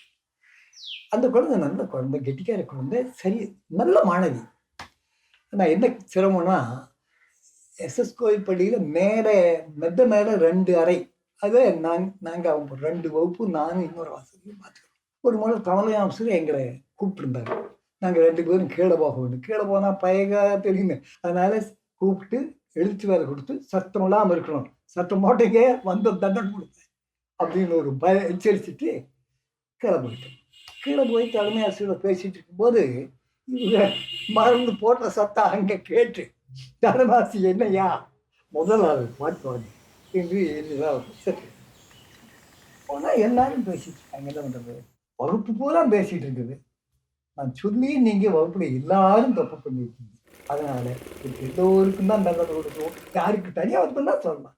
இன்னும் தனி எடுத்து வேண்டாம், தண்டனை கொடுக்குறதுங்கிறது உங்களை அடித்து திருத்துறதுங்கிறது தப்பு தானே. அவங்களே தப்போ, நான் போகிற உடனே அவங்களுக்கு போக்குன்னு ஆகி போச்சு. யாவது நீங்கள் இருப்பீங்கிற நம்பிக்கை இருக்குது, இருப்பீங்களா? நாங்கள் வந்துட்டேன். அது எனக்குமே தெரியாமல் ஒரு தப்பு என்ன நடந்துச்சுன்னா, வகுப்புல அத்தனை மாணவர்களும் சத்தம் போட்டவங்க தான், ராமஜெயம் போடலை. அந்த பெண் சத்தம் போட்டு பேசாம உட்காந்துருக்குது. எனக்கு எப்படி தெரியும்? பூரா சத்தம் போட்டுன்னு சொல்லி நான் அந்த பெண் போய் வீட்டில் போய் அவங்க அப்பாட்ட சொல்லிக்குது, அப்பா நான் தப்பே செய்தே கொடுத்தாரு. அவங்க அப்பா கேட்டுட்டு, வாத்தியார் சரி எதுக்கு நான் வர்றேன் வந்து வாத்தியாருக்கு. அடுத்த நாள் அவர் வந்து விவரத்தை சொன்னப்போ தான் எனக்கு தெரிஞ்சது. எனக்கு நான் நடந்த சம்பவத்தை உங்கள் பேரில் தப்பு சொல்லலைங்க, ஆனால் இப்படி நடந்து சொல்லிட்டு நான் தப்பு செய்யாவே தண்டனை வாங்குற மாதிரி ஆயிட்டுவேன்னு சொல்லி வருத்தப்பட்டு உங்கள் பேர் தப்புன்னு சொல்லுறீங்க சார் அப்படின்னு என்ன சமாளிப்பட்ட வந்த அப்பா. அந்த சமயத்தில் இருந்து ராமஜெயம் எனக்கு மிக பிடிச்சமான மாதிரி. நான் மெயினாக இன்சிஸ்ட் பண்ணது டிசிப்ளின் இருந்தால்தான் வாழ்க்கையில் முன்னேற வேண்டும் என்ற ஒரு விதையை போட்டதே மறைந்த என்னுடைய தலைமை ஆசிரியர் நித்யானந்தம் அவர் எல்லாத்தையும் அழைச்சி சொன்னார், இந்த ஊரில் நல்ல கெட்டிக்கார பசங்களாம் இருக்கீங்க, ஆனால் உங்களை டிசிப்ளினாக இது வரைக்கும் கொண்டு போகல. டிசிப்ளினாக கொண்டு போனோம்னா நல்ல நிலைமைக்கு நீங்கள் வரலாம், நான் சொல்கிறத நீங்கள் கட்டுப்படணும் அப்படின்னு ரொம்ப ஸ்ட்ரிக்டாக பேசினார். அவர் வகுத்தது தான் என் மனசில் ரொம்ப பாதிச்சது டிசிப்ளின். அது தப்பாக ரைட்டான்னு எனக்கு தெரியாது, ஆனால் நான் டிசிப்ளினாக ஸ்ட்ரிக்டாக இருந்த பற்றி என்னுடைய மாணவர் ரொம்ப பாராட்டி இருக்கிறாங்க. எங்கள் பில்டிங்கில் ஒரு கார்னரில் நான் போனாலே இந்த KN வராரு அப்படின்னு ரொம்ப அமைதியாக இருப்பாங்க மற்ற டீச்சர். அவ்வளோ ஸ்ட்ரிக்டாக நான் வச்சுருக்கிறேன். என்னுடைய மாணவர்கள்ட்டே கூட நீங்கள் கேட்டுக்கலாம். நான் அப்படிதான் என் மாணவர்களை எல்லாம் மாணவர்களாகவே நினைக்கல, நல்ல குழந்தைகளாகவே நினச்சி அவங்களுக்கு நான் உதவி செய்துட்டு இருந்தேன். அதாவது என்னுடைய பொண்ணு என்னுடைய பையனை எப்படி பார்ப்பனோ அப்படி அவங்க வந்து கிளாஸில் ஃபெயில் ஆகக்கூடாது, எல்லாரும் பாஸ் பண்ணணும், அந்த நோக்கத்தோடு தான் பசங்களுக்கெல்லாம் சொல்லி கொடுத்துட்டு இருந்தேன். சொல்லுவேன் பசங்கள்கிட்ட, வகுப்பு போனோடனே போர்டில் அழைக்க மாட்டான், போன போயிட்டு என்ன எழுதுனாலும் அப்படியே இருக்கும். அப்போ நானே போய் டஸ்ட் எடுத்து துடைச்சிட்டு அப்போ நான் எழுதி வைப்பேன். ஒருத்தர் வரமாட்டான் பக்கத்தில், வந்து கேட்டால் கொடுக்க மாட்டேன். நான் இது முதலே செய்யணும், நான் வந்து நீ போய் எழுதுனா நீ வந்து கேட்க வேண்டிய அவசியம் இல்லை, அது மாதிரி நானே போய் அடிச்சுட்டு தமிழ் பீரியட்னு சொல்லி எழுதிட்டு வருவேன். அதே மாதிரி வகுப்பறையிலேயே ஒரு குப்பை இருக்கக்கூடாது சரி. நான் போய் பார்த்தாக்கா நானே போய் சீமார் எடுத்து நானே கூட்டினேன். அப்போ அது போய் சொல்லிக்குவாங்க, வந்துருச்சு பேய் அது போயின்னு எடுக்குது. யாரும் வந்து பக்கத்துலேயே நிற்பாங்க, சீமார் கொடுன்னு கேட்க மாட்டாங்க. பயம்னு சொல்கிறது இல்லை, என்னன்னு சொல்கிறது தெரியல. அதே மாதிரி வகுப்பில் வெளியில் நின்னாக்கா மற்ற தலைமை ஆசிரியரை வந்தாலும் ஏன் நிற்கிறேன்னு கேட்க மாட்டார். ஆனால் நான் வந்தால் அவனுக்கு மூஞ்சி செருப்பு திருப்பி திருப்பி நின்றுக்குவாங்க, வருது வருது அப்படின்ட்டு. நான் போனால் கேட்பேன், ஏன் வெளியில் நிற்கிறேன், எதுக்காக நிற்கிறேன் அப்படின்னு சொல்லி கேட்டு 2 வகுப்பில் அந்த மாதிரி படிக்காமல் வந்தால் நான் வெளியில் அனுப்ப மாட்டேன். இங்கேயே உட்காரு, இங்கேயே முட்டி போட்டு நின்று படித்து ஒப்பிச்சு போட்டு அப்புறம் போய்க்க அப்படின்னு சொல்லி வெளியில் அனுப்ப நான் போய் வெளியில் நின்று போயிடுவான். படிக்க மாட்டான், அவன் படிப்பான படிக்கவே மாட்டான். அதனால் வெளியில் அனுப்புகிற வேலையே இல்லை. மாதிரி ஒரு கண்ட்ரோலாக மாணவர்களையெல்லாம் வச்சுருந்தாங்க. இன்னும் இதுவரையிலும் அது மாதிரி தான் இருந்துட்டுருக்குறாங்க. கல்யாணமான புதிதில் அவர்கள் உயரத்தை பார்க்கல, நிறத்தை பார்க்கல, படிப்புக்கும் ஈக்குவல், நல்லா பொருத்தமான இடம் அப்படின்னு சொல்லி எங்கள் அப்பா திருமணம் முடித்து விட்டார். அந்த திருமண ஃபோட்டோவை எல்லாருமே அழகாக இருந்து எடுக்கணும்பாங்க. நாங்கள் மட்டும் கிராஜுவேட் மாதிரி ஃபோட்டோ எடுக்கணும், வித்தியாசமாக எடுக்கணும்னு நினச்சோம். நாங்கள் இந்த மாதிரி படிப்புக்கு முக்கியத்துவம் கொடுத்து இந்த கிராஜுவேட்டு அவர் வந்து கிராஜுவேட்டு பொண்ணை கல்யாணம் பண்ணாருங்கிறதுக்கு அவர் கல்யாணம் பண்ண அப்புறம் தான் கிராஜுவேட்டே கிடைச்சது. அந்த இதையே குழந்தையோட கிடைச்சது. சந்திரன், நீங்கள் இங்கே வந்து ஒரு 50 வருஷம் இருக்குமா? 50 வருஷம் இல்லைங்க, 74 பிறகு 26 20 46 வருடங்கள் முடித்து விட்டு. அப்போது கல்லூரி இருந்ததுக்கும் இப்போ எப்படி வித்தியாசம் இருக்குது? கல்லூரியில் நிறைய காங்கிரீட் கட்டிடங்கள் வந்திருக்கின்றன. நல்ல மனிதர்கள் வந்திருக்கிறார்களா என்பது காலம்தான் பதில் சொல்ல வேண்டும். ஆனால் நல்ல மாணவர்கள் வந்திருக்கிறார்கள் என்பதற்கு உதாரணம் நேற்று நன்மாறன் எம்எல்ஏ. நன்மாறன் எம்எல்ஏவை பற்றி மேய்ப்பர்கள் புத்தகத்தை பவா செல்லத்துறை வந்து எழுதியிருப்பது உண்மையிலே என் மனதை வந்து நெருடியது. அதை படித்தவுடன் சார் கட்டாயம் அவரை பார்க்கணும், நீங்கள் வர சொல்லுங்க, நீங்கள் அட்ரஸ் கொடுங்க, மதுரை நான் போய் பார்த்துக்குவேன், எனக்கு பிரச்சனை இல்லை அப்படின்னு சொல்லி. இல்லை நான் வர சொல்கிறேன், பையன் குழந்தைங்க பேரன் பேத்தியோட வர சொல்கிறேன் அப்படின்னு சொல்லி தான் அது எதிர்பாராதமாக தான் 16ஆவது மீட்டிங் வந்தாங்க. அவரை போன்ற நல்ல அரசியல்வாதிகளையும் தன்னலமற்றவர்களையும் இந்த கல்லூரி அளித்திருக்கிறது. இந்த கல்லூரியினுடைய ஆண்டு விழாவின் போது பேசுவது தான் இந்த லக்ஸுரி ஆஃப் பாவர்ட்டியை பற்றி நான் மாணவர்கள் மத்தியில் பேசும்போது அதற்கு சரியான விளக்கம் ஆசிரியர்கள் மத்தியிலும் மாணவர்கள் மத்தியிலும் இல்லை. அதைத்தான் நான் என்னுடைய அறக்கயிறு என்ற புத்தகத்தில் 2 சப்ஜெக்டாக எழுதியிருக்கிறேன்.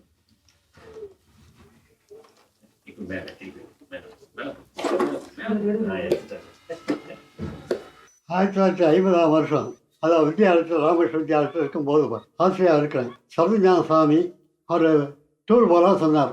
அதாவது ராமகிருஷ்ணா பிறந்த இடமாக இருக்கின்ற வங்காளத்து கல்கத்தா பக்கத்தில் இருக்கின்ற காமர்புகூர் என்ற ஊரில் ராமகிருஷ்ணா பிறந்த இடம், கும்பாபிஷேகம் நடக்கிறது சொன்னார். சரி ஒரு எவ்வளோ ரூபா ஆகும்னு சொன்னோன்னே 300 ரூபா ஆகும்னு சொன்னார். எங்கள் அப்பா கிட்ட கேட்டால் சரி போகலாம் நீ போயிட்டு வான்னு சொன்னார். 300 ரூபா கொடுத்துருந்தேன். அப்போ வந்த உடனே 75 ரூபா செலவாச்சு, மீதி 20 ரூபா கொடுத்தாரு. அது உடனே என்ன பண்ணேன், சரி நாம் ஃபோட்டோ எடுக்கலாமே அப்படின்னு சொல்லிட்டு இந்த கேமரா வாங்கினேன். கேமரா எடுத்து வாங்கினோடனே எல்லா இடத்தையும் ஃபோட்டோ எடுக்கிறது. 8 ஃபோட்டோ எடுப்பேன் எப்பவுமே. அதில் 8 கிடைக்கும், 8 தான் கிடைக்கும். ப்ராடக்ட் தான் இருக்காங்க ஃபிலிம். அங்கே வித்தியாலயத்துக்கு போது டாக்டர் ராமகிருஷ்ணன், ராஜேந்திர பிரசாத், மைசூர் மகாராஜா இங்கெல்லாம் வந்தாங்க. அப்படியெல்லாம் எடுத்தேன். அது மட்டும் இல்லை, நேரு அவர்கள் பீளமேட்டுக்கு வந்தார். அங்கே போய் நேராக போய் எடுக்கிறதுக்கு ஒரு வாய்ப்பு கிடைச்சது எனக்கு. இந்த கேமரா வச்சுட்டு எடுத்து எல்லாம் பண்ணேன். அப்படி ஒரு வாய்ப்பு எல்லாம் அந்த கேமரா தான் எனக்கு கிடைச்சது. சிறு பையனாக இருக்கும்போது இந்த புகைப்படக்கலையில் ஒரு ஆர்வம் இயற்கையாக வந்தது. ஒரு காரணம் வந்து என்னுடைய தாய் மாமா அவர் ஒரு கேமரா வச்சுருந்தார். எங்கள் தாத்தா வீட்டுக்கு விடுமுறை காலங்களில் போகும்பொழுதெல்லாம் எங்களை நிற்க வச்சு படம் எடுப்பார். அந்த ஒரு இன்ட்ரெஸ்ட்டில் நாங்கள் எனக்கும் ஒரு மாதிரி செய்யணும்னு ஒரு ஆர்வம் இருந்தது. முதல்ல வாங்கினது ஆக்ஃபா அப்படிங்கிற ஒரு கேமரா. அந்த ஒரு ஆர்வத்தில் தான் என்னுடைய அம்மாவோட கூட பிறந்த சித்தி, அந்த சித்தி விட்டு சித்தப்பா அவர் வந்து ரிட்டையர்டு சீஃப் இன்ஜினியர். அவர் வீட்டு தோட்டத்தில் ஒரு வாழை மரம் வச்சுருந்தேன். அந்த வாழை மரம் வந்து பார்த்த ஒரு சீப்பில் 12 பழம் இருக்கும், அதில் 1000 பழம் இருக்கிற அளவுக்கு பெருசாக தொங்கும். அதை பார்த்து எடுக்கணும்னு ஆசை இருந்தது. கேட்டேன், ஏன் நல்லா எடுத்துட்டு போப்பா அப்படின்னு டக்குன்னு படம் எடுத்தேன். சரி இதை வந்து ஒரு பத்திரிகைக்கு அனுப்புனா என்ன, உடனே ஆனந்தோட பத்திரிகைக்கு சுமார் 60 வருஷங்களுக்கு முன்னால் அனுப்பி வச்சேன். அதை பப்ளிஷ் பண்ணாங்க. அதற்கு உண்டான ஹானரி எதிர்பாராத விதமாக கிடைச்சது. அந்த ஒரு ஆர்வத்தினால என்னுடைய புகைப்படங்கள் எடுக்க வேண்டும் என்கிற ஆர்வம் கொஞ்சம் கூட அதிகமாகிடுச்சு. இன்னும் அந்த காலத்தில் போட்ட பிரிண்ட் தான் இன்னும் அப்படி பத்திரமா இருக்கு. மாரிச்சாமி என்ற ஒரு மாணவர் 2 வேஷ்டி 2 சட்டை தான் இருக்கும். நான் பேங்கிங் லா அண்ட் ப்ராக்டிஸ் அப்படின்னு ஒரு சப்ஜெக்ட் டீச் பண்ணேன். அதில் 18-20 மார்க் தான் போட்டிருந்தேன். சாயங்காலம் எங்கள் வீட்டுக்கு வந்துட்டார். சார், நான் சமுதாயத்திலே மிகவும் தாழ்த்தப்பட்ட இனத்தை சேர்ந்தவன். எனக்கு அப்பா கிடையாது, அம்மா மட்டும்தான் வயலில் வேலை செய்கிறாங்க, அக்கா தங்கச்சிகள்லாம் இருக்கும். எல்லாரையும் காப்பாற்ற வேண்டியது என்னுடைய பொறுப்பு. நான் 18 மார்க் எடுத்தேன்னா எனக்கு ஒருத்தன் வேலை கொடுக்க மாட்டான். நான் ஃபஸ்ட் கிளாஸில் பாஸ் பண்ண நீங்கள் எனக்கு என்ன செய்வீங்க அப்படின்னு கேட்டேன். ப்ரொஃபஸர் நடராஜன் வந்து எனக்கு வந்து ஒரு பேங்கிங்கில் மார்க் வந்து ரொம்ப கம்மியாக போட்டிருந்தாருல்ல, நான் கம்மியாக மார்க் எடுத்துட்டேன். அதை வந்து எப்படி நம்ம இம்ப்ரூவ் பண்ணுறது அப்படின்னு சொல்லி நேராக அவர் வீட்டிலே போய் கேட்டேன். வீட்டில் கேட்கும்போது இப்படி படிக்கணும், இந்த சப்ஜெக்ட் இப்படி எழுதணும் அப்படின்னு சொல்லி அவர் வந்து ஒரு கைடன்ஸ் கொடுத்தாரு. அன்னையிலேருந்து அவருடைய கைடன்ஸ் என்னென்ன சொல்கிறாரோ அதெல்லாம் இது பண்ணிவிட்டு அந்த பேங்கிங் சப்ஜெக்டில் அப்கோர்ஸ் 60% மார்க் எடுத்தேன். அதே மாதிரி எல்லா ஆசிரியர்கிட்ட போய் கேட்டிருக்காரு. ஒரு ஆசிரியர்கிட்ட போய், சார் நான் தேனி பக்கத்தில் ஒரு கிராமத்தில் இருந்து வந்த பையன், எனக்கு இங்கிலீஷ் தெரியாது, கிராமரும் தெரியாது, ஆனால் நான் இங்கிலீஷில் பேசணும், அதுக்கு நீங்கள் எனக்கு சொல்லிக் கொடுங்கன்னு எல்லா ஆசிரியர்கிட்டையும் கேட்டார். உண்மையிலே எங்கள் எல்லாரும் மகிழ்ச்சியாக சொல்லிக் கொடுத்தாங்க. நம்ம ஆசிரியர்கள் தான் எல்லாமே எனக்கு வந்து எல்லா வகையிலையும் என்கரேஜ் பண்ணி இது பண்ணது. காமர்ஸ் டிபார்ட்மெண்ட்டில் சொல்லப்போனால் குறிப்பாக டாக்டர் நடராஜன் வந்து எனக்கு கைட் பண்ணதில் வந்து இஸ் நம்பர் 1. அதில் எவ்வளோ இங்கிலீஷில் வந்து என்னைய கைட் பண்ணி என்னைய பேச வச்சு இங்கிலீஷை வந்து கற்றுக்கிற வச்சது ப்ரொஃபஸர் ராமசாமி. ப்ரொஃபஸர் ராமசாமி வந்து எனக்கு கிளாஸ் எடுக்கலைனாலும் கூட பியூசியில் கிளாஸ் எடுத்தார். அவரை போய் வீட்டில் அப்ரோச் பண்ணேன். வீட்டில் அப்ரோச் பண்ணால் அந்த கிராமர் இங்கிலீஷ்னா என்ன எப்படி அப்படிங்கிறது அக்குவேற ஆணிவரா இன்னும் அவர் சொல்லிக் கொடுத்ததை வந்து மறக்கலை. 40 ஆண்டு காலம் 50 ஆண்டு காலம் ஆகுது. அவருக்கு சொல்லிக் கொடுத்த நோட்டு புத்தகங்கள்லாம் கைடன்ஸாக இன்னி என்னுடைய சந்தேகர்களுக்கு வந்து நான் நிறையா அதை கொடுத்துருக்கேன், இதை படிங்கன்னு சொல்லிட்டு. அப்புறம் MBA படிக்க போய் சிப்காட் என்ற நிறுவனத்தில் AGM லெவலுக்கு நல்லா உயர்ந்து வந்த மாணவர் அவர். இப்போ பணி நிறைவு பெற்று தேனிக்கு சொந்த ஊரில் வந்து விவசாயம் பண்ணிட்டு இருக்காரு. அவர் சொன்னது, சார் இந்த விவசாயம் தான் என்னைய வாழ வச்சது, அதனால நான் மறுபடியும் விவசாயத்துக்கே வந்துட்டு நீங்கள் ஆர்கானிக் ஃபார்மிங் பண்ணிட்டு இருக்காரு மாரிசாமி. அதில் வந்து வெள்ளச்சாமியார் காலேஜில் படித்தேங்கிறதுல ஒரு இதில் வந்து நான் கல்லூரியில் படித்தேங்கிறது சொல்லாமல் அந்த கல்லூரி வந்து என்னை வந்து ஒரு சிற்பமாக ஆக்கி வெளியே அனுப்புன ஒரு கல்லூரியாக வந்து நான் வந்து மதிக்கிறேன். நான் ஒவ்வொரு டைமும் இந்த கல்லூரியை வந்து கிராஸ் பண்ணும்போது ஒரு கோயில் நடவாசலை கடந்து போகிறது போல தான் ஃபீல் பண்ணுவேன். என்னுடைய திருமண வாழ்க்கைன்னு பார்த்தீங்கன்னா, நான் சூஸ் பண்ண ஒரு லைஃப்பை தான் எங்கள் அப்பா எனக்கு கொடுத்துருக்காரு. ஸோ அவர் ஹிந்துவாக இருந்தாலும் ஒரே பொண்ணுங்கிற காரணத்தினால சர்ச்சில் வைக்கணும் அப்படின்னு அவருடைய பெயர் கூட மாற்றாமல் சர்ச்சில் எங்கள் கல்யாணம் நடந்தது. நான் வந்து ஜான்ஜெயராஜ் சாரோட மருமகன், ஒரே மருமகன் மகளை கல்யாணம் பண்ணிட்டு செட்டில் வந்து. பட் இவர் மாமனார் அப்படிங்கிற வகையில் பார்த்தீங்கன்னா எல்லாமே படித்து எம்மதமும் சம்மதம் அப்படிங்கிற ஒரு கான்செப்ட் இருக்காரு. ஸோ அதனால தான் இவர் சம்பாதிச்சார்னு நினைக்கிறேன். அந்த 30 வருஷத்துக்கு முன்னாடி சம்பாதிச்சது காரணமாக இருக்காரு.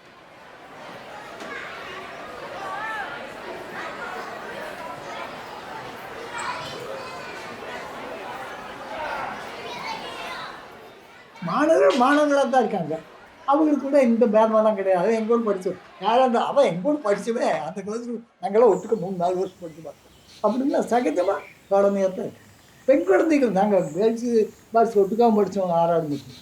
அவங்களும் அப்படி தான், ஆண் பெண்ணுங்கிற மாதிரி இல்லை, சகஜமாக தான் இருக்காங்க. ஆண் பெண்ணுங்கிற வேறுபாடு தான் அந்த வயசில் வரும்.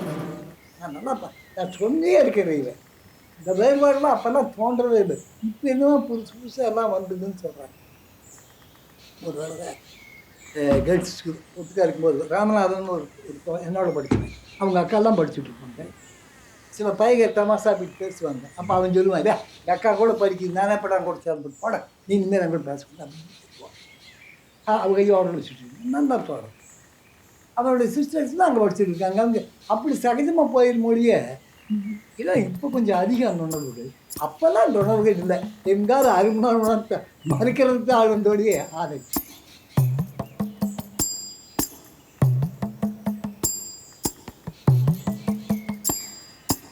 டூரெல்லாம் கூட்டிகிட்டு போனால் பசங்க கூட வர்ற பசங்களாம் பணத்தை கொண்டாந்து எங்கிட்ட கொடுத்துருவாங்க. வந்து எங்கிட்ட கேட்டு தான் வாங்கிட்டு போவாங்க. வாங்க நான் அது வாங்குறேன் எல்லாம் வாங்கிட்டு வந்து என் மடியில் போட்டுருவாங்க. வேணுங்கிற எடுத்து எல்லாம் சாப்பிட்டுக்கோ. அந்த மாதிரி மாணவர்கள்கிட்ட வந்து மாணவர்களாகவே நான் நினச்சிக்கவே இல்லை. இன்னும் மாணவர்கள் வந்து ஆசிரியர் தினத்தன்னைக்கு செப்டம்பர் 5ஆம் தேதி எல்லாம் வாழ்த்து சொல்லுவாங்க. இப்போ மாணவி ஒருத்தி இப்போ சமீபத்தில் நல்லாசிரியர் விருது வாங்கி கூப்பிட்டு சொன்னான், இந்த மாதிரி நல்லாசிரியர் விருது உங்களுடைய ஆசிரியர் வார்த்தையில் நல்லாசிரியர் விருது வாங்கியிருக்கிறேன், பொள்ளாச்சியில் வேலை செய்கிறாவோ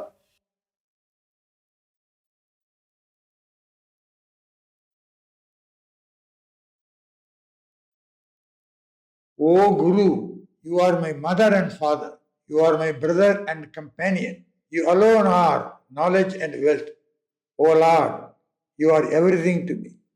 இது மாணவர்கள் அன்பளிப்பாக கொடுத்தது.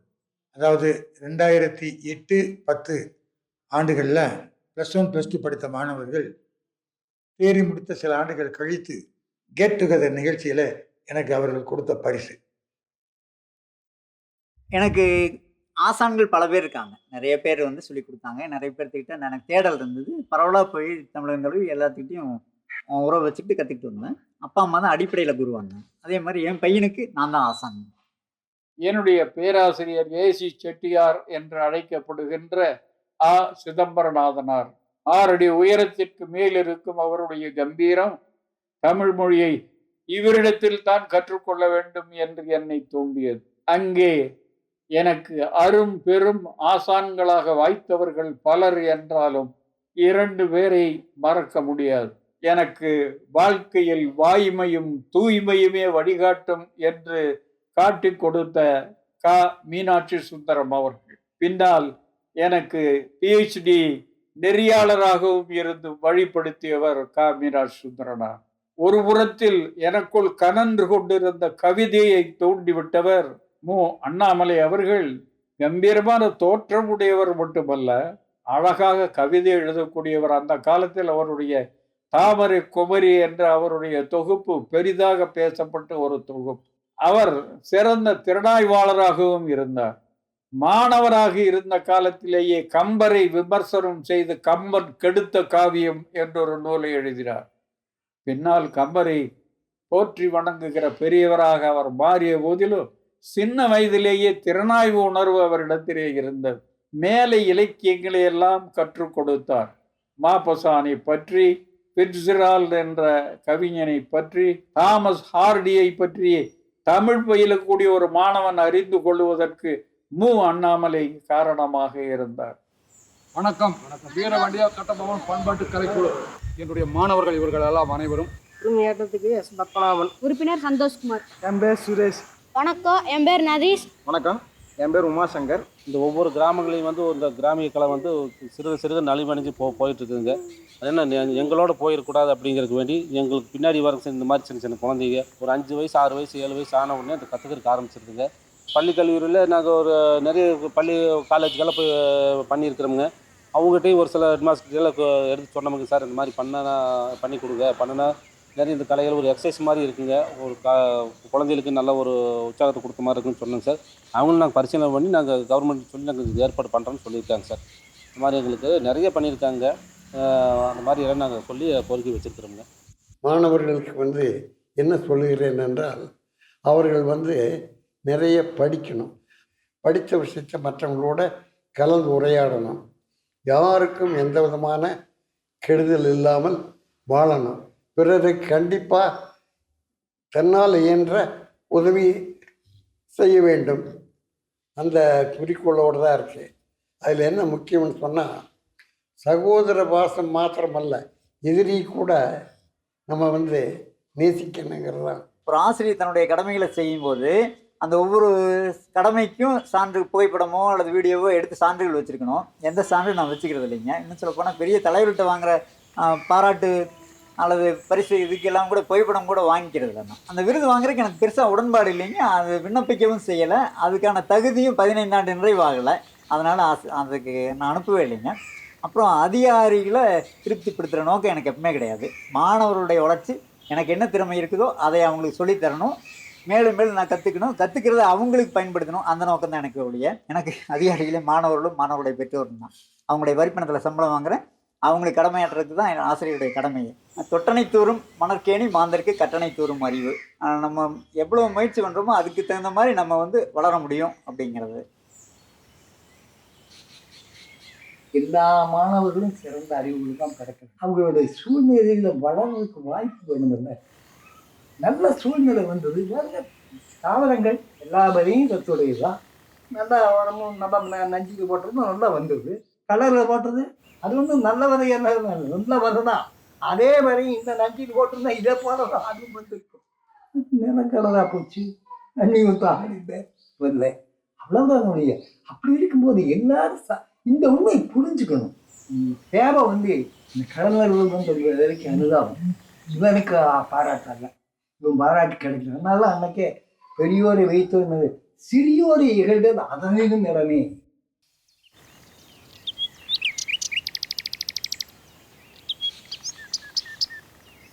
நாற்றத்தில் நேரியாய் சேயாய் மணியானே பூவுக்கும் புவிக்கும் ஒரே அந்த மாதிரி அவங்க ஃபேர்வெல் பார்ட்டி வைக்கும்போது நான் அவங்கள்ட்ட சொல்லி, நீங்கள் பேலன்ஸ் ஷீட் படிச்சிருக்கீங்க, காமர்ஸ் பையங்க. ஒரு பக்கம் அசெட்ஸ், இன்னொரு பக்கம் லயபிலிட்டிஸ். ரெண்டும் பார்த்தா என்ன ஆயிரும்? டேலி ஆயிரும். அது மாதிரி தான் வாழ்க்கை. நீங்கள் என்ன சொன்னீங்களோ, என்ன கொடுத்தீங்களோ அது உங்களுக்கு கிடைக்கும். நீங்கள் அடுத்தவங்கள்ட்ட இருந்து எடுக்கணும்னு நினச்சிங்கன்னா கட்டாயமாக உங்கள்கிட்ட போயிடும்.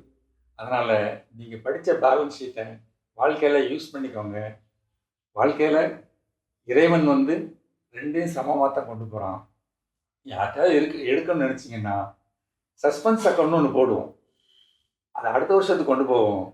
இறைவன் உங்களை அடுத்த பிறவிக்கு கொண்டு போயிடுவான் அப்படின்னு சொல்லி முடிப்பேன். அது மாதிரி சொல்லுவேன்.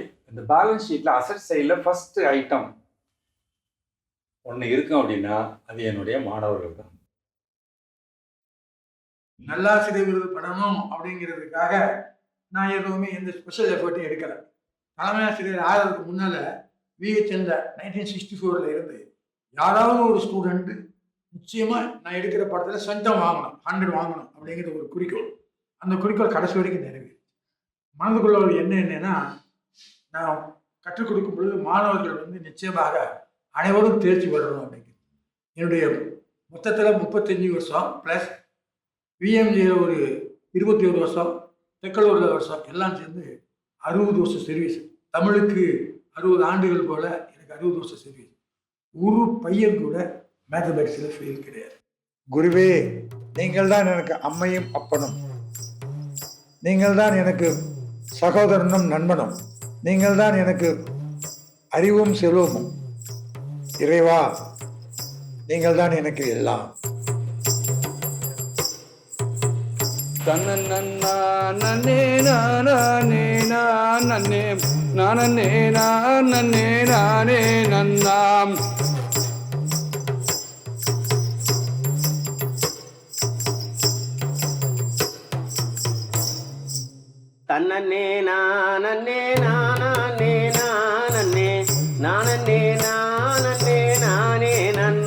செய்தார் முந்தையுதித்த விநாயகரே எங்கள் முக்கண் நன்னாருடர் அன்மகனே.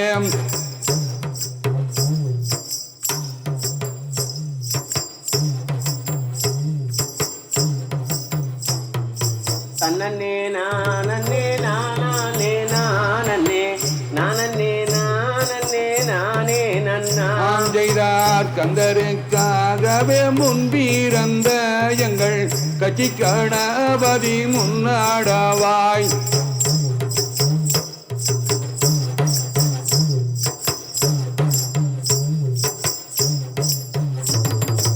தன்னே நானே நானே நானே நானே நானே நானே நன்னா ஒயிலே நானே நானே நானே நன்னா ஒயிலே நானா